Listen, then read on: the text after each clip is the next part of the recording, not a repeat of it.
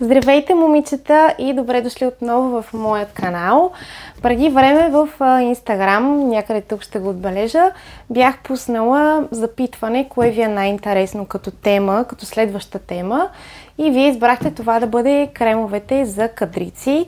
Ето тук в тази кутия съм подбрала именно най-любимите ми кремове, които използвам в продължение на вече години, може би бих казала даже. Така че останете с мен и вижте какво съм ви приготвила.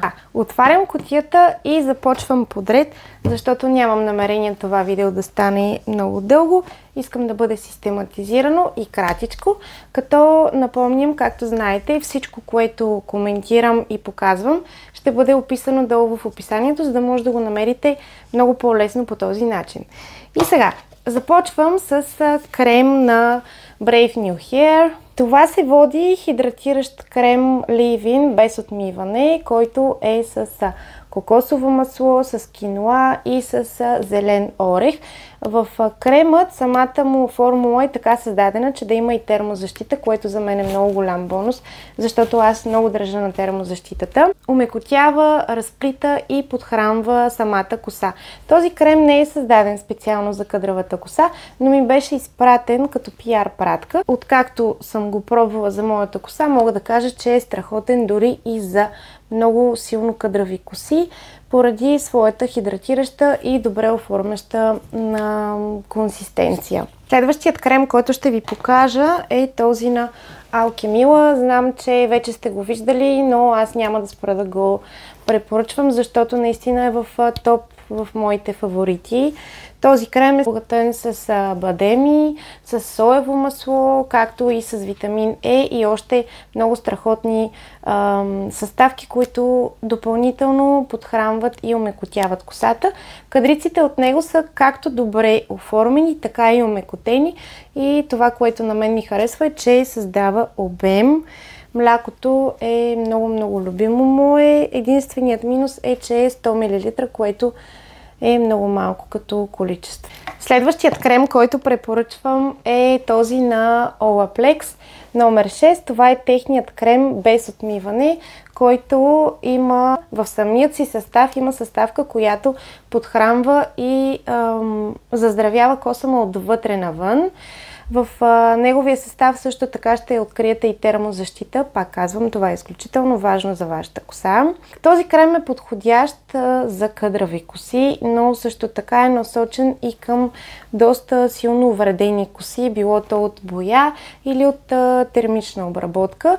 Кремът се бори срещу фриз, срещу хвърчащи косички и също така възстановява косама отвътре. Пак казвам, страхотен е. Много малко количество е нужно, дори за моята коса, за да мога да го нанеса, и оформянето с него е след това много лесно.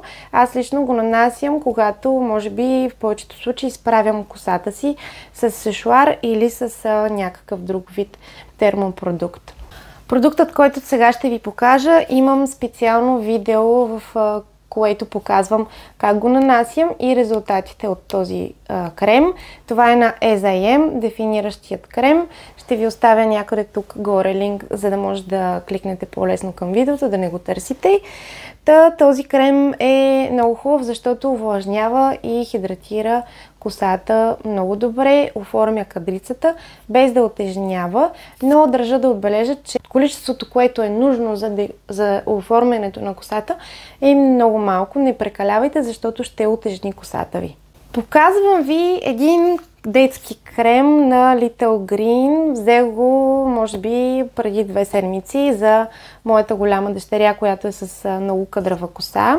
Кремчето е много приятно, признавам си, изпробвах го и аз вече, но трябваше да съм сигурна, че наистина действа добре.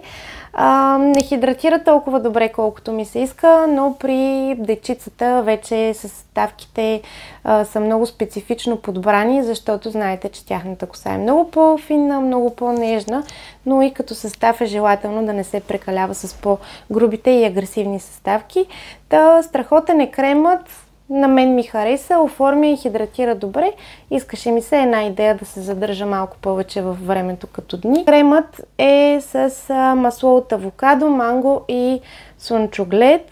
като има най-различни витамини, които подхранват и хидратират косичката на дечицата, така че ако се чудите за крем на вашите момиченца или момченца, препоръчвам, страхотен е.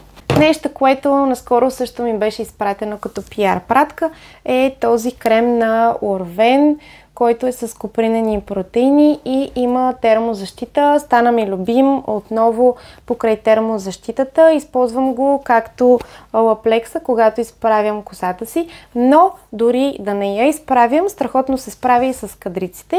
И факта, че има термозащита, на мен също много ми хареса.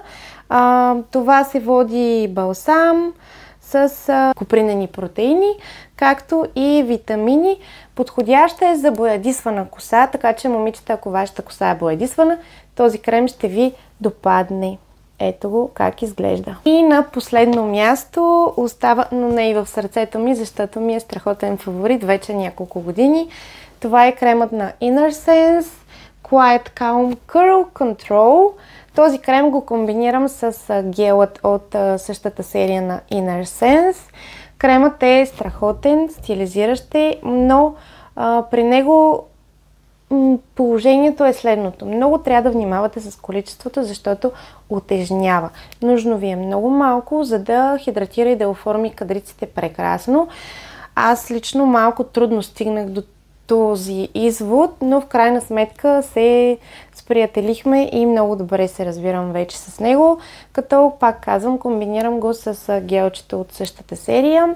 Страхотен е за всички видове кадрици, като хидратира и придава една мекота и еластичност на кадриците. Прекрасни кадравелки, това бяха кремовете, които реших да ви покажа и да споделя с вас, защото аз лично съм много доволна от тях. Много бих се радвала, ако ми споделите отдолу в коментар кой е вашият любим крем и да си разменим малко информация. Така, до скоро от мен. Целувки, пазете се!